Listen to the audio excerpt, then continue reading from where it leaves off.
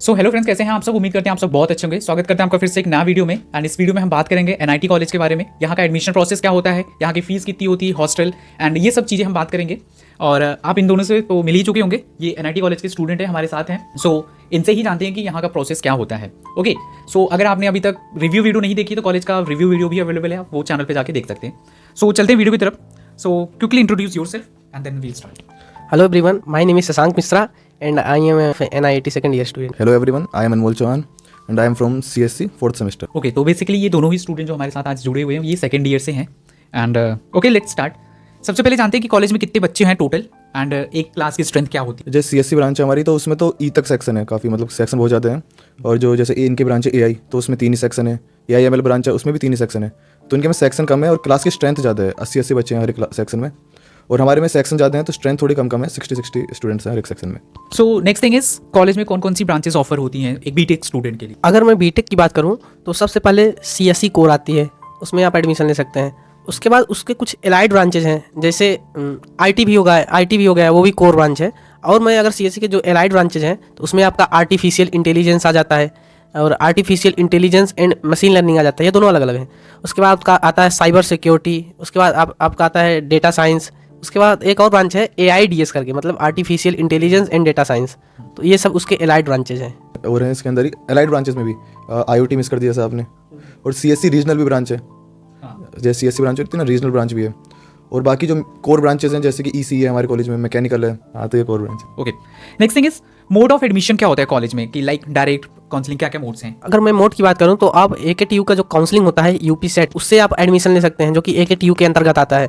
और बाकी direct admission नहीं होते हैं, लेकिन उसमें लिमिटेड सीट रहती है। डायरेक्ट एडमिशन में आप 15% जो बच्चे होते हैं तो उनको डायरेक्ट एडमिशन दिया जाता है, और जो 85% बच्चे होते हैं उनका सीट जो कंफर्म होता है वो काउंसलिंग के थ्रू ही होता है। डायरेक्ट में अगर आप पूछना चाहेंगे कि मतलब कितनी परसेंटेज होनी चाहिए बोर्ड में, तो CSC की जो अलाइड ब्रांचेज है उसमें आप कह सकते हैं 85+, और जो कोर में अगर चाहिए आपको तो 90+ होनी चाहिए बोर्ड में। IT मुझे चाहिए तो उस 85 अप्रोक्स। तो IT के लिए आपका क्लास 12th में आपका जो परसेंट होना चाहिए लगभग 85+ होना चाहिए। उसके अगर नीचे है तो आपको मुश्किल आएगा थोड़ा। ओके, और अगर मैकेनिकल चाहिए तो आई थिंक अगर आप पास आए हैं तो हो जाएगा, ऐसा है। हाँ, तो उसके पास अगर आप पास हो रहे हैं 12th में तो मैकेनिकल कर सकते हैं।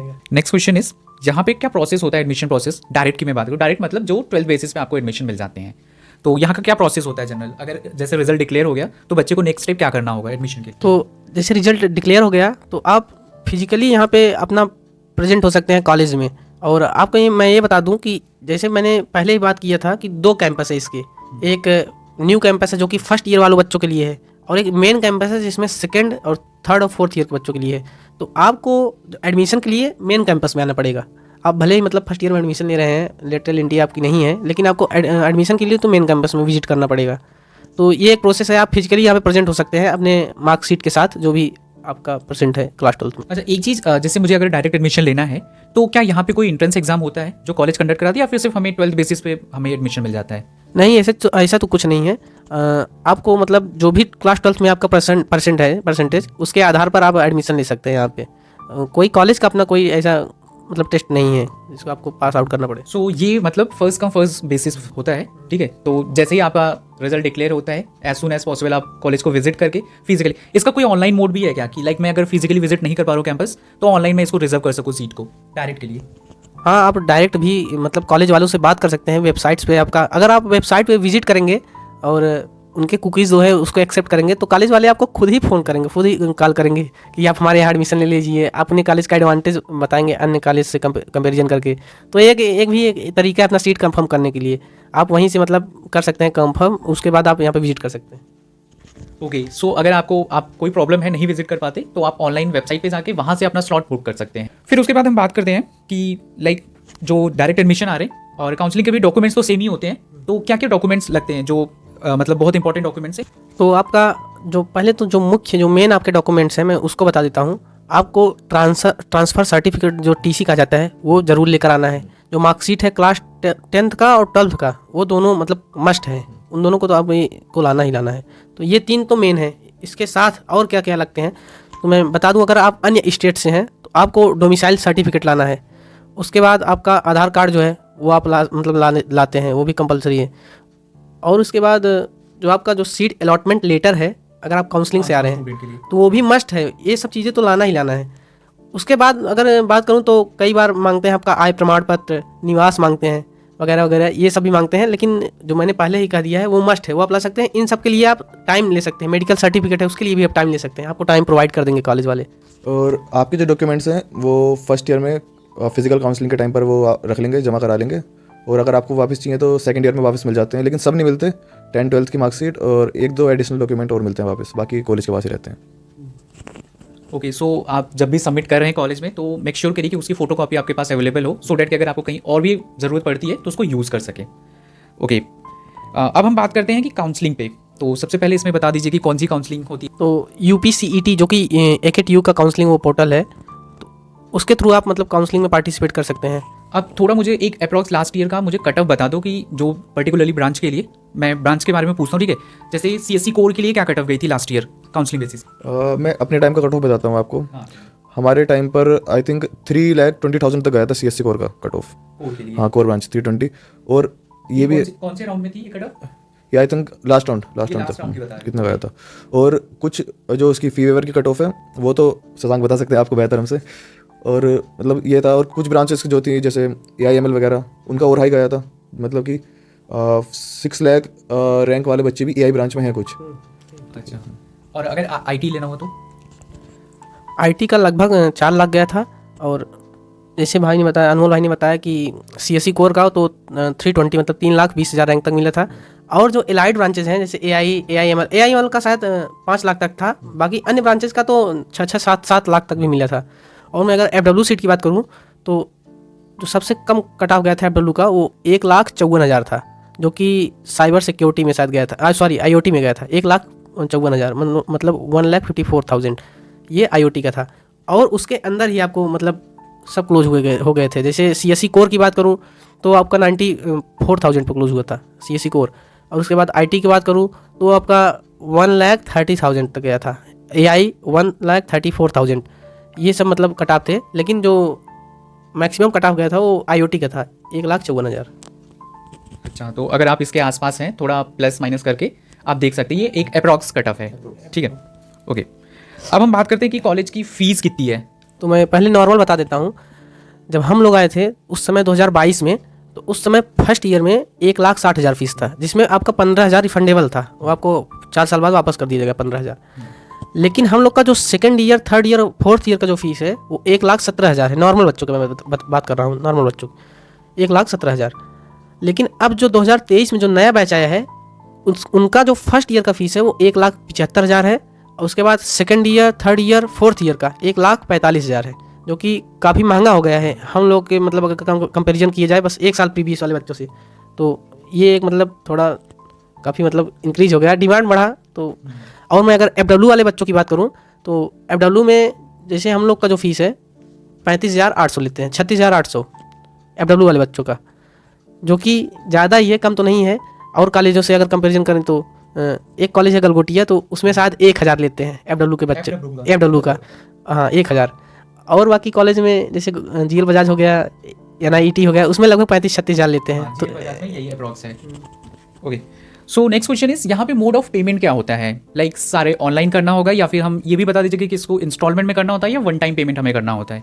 पेमेंट आप 1 टाइम भी कर सकते हैं। इंस्टॉलमेंट में ये है कि आपको रिलैक्सेशन देंगे, 6 मंथ्स का आपको रिलैक्सेशन मिल सकता है कि 6 मंथ्स में आप 2 बार में कर सकते हैं जमा। Semester wise? हाँ, सेमेस्टर वाइज कर सकते हैं आप।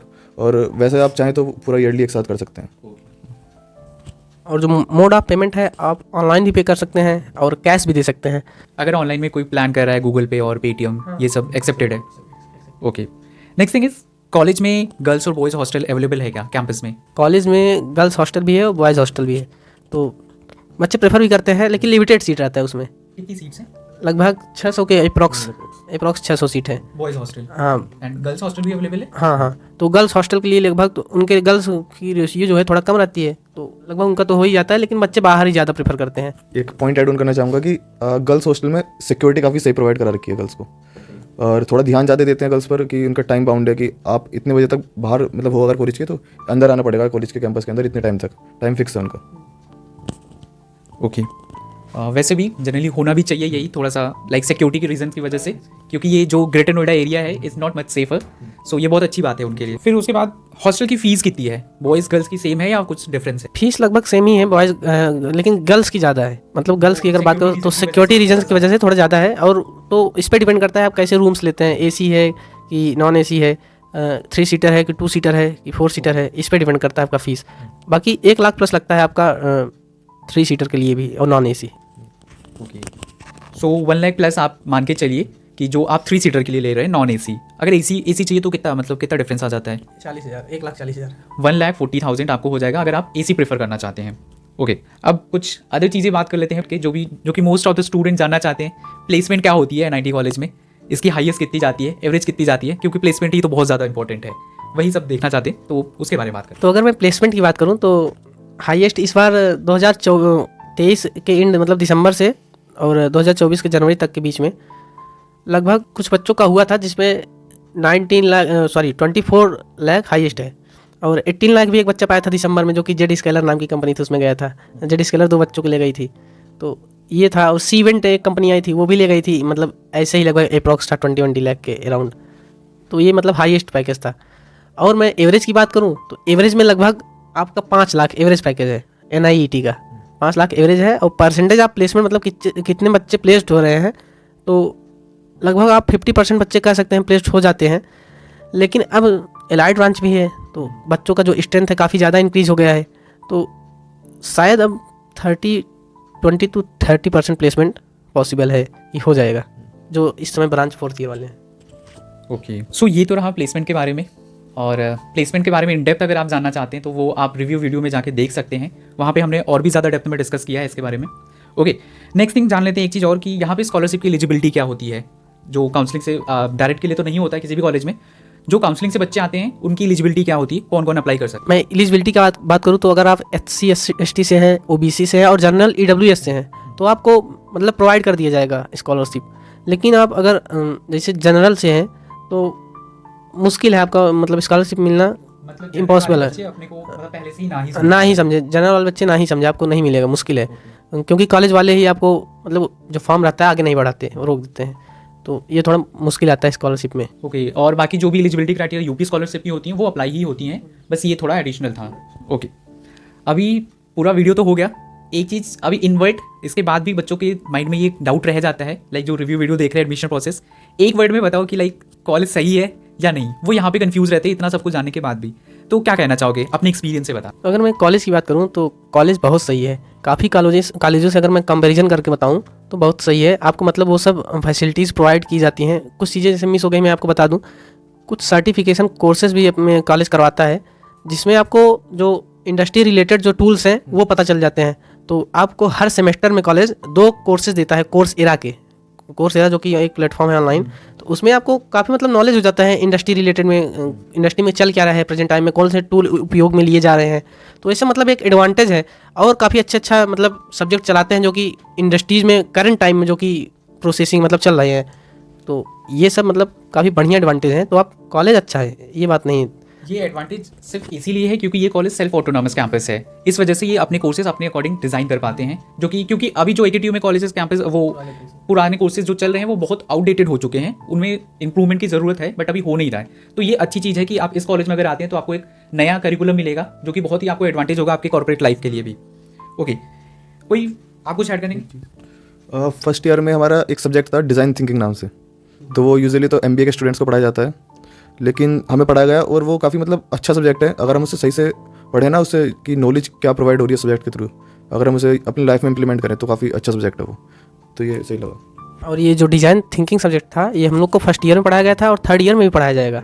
ये बेसिकली इसमें आपको ये बताया जाएगा कि आप किसी बिजनेस को आगे कैसे ले जाते हैं, मतलब स्टार्ट कैसे करते हैं। तो उसमें कुछ स्टेप्स है, मैं उसको डिस्कस नहीं करूँगा, काफ़ी ब्रॉड हो जाएगा मतलब वीडियो।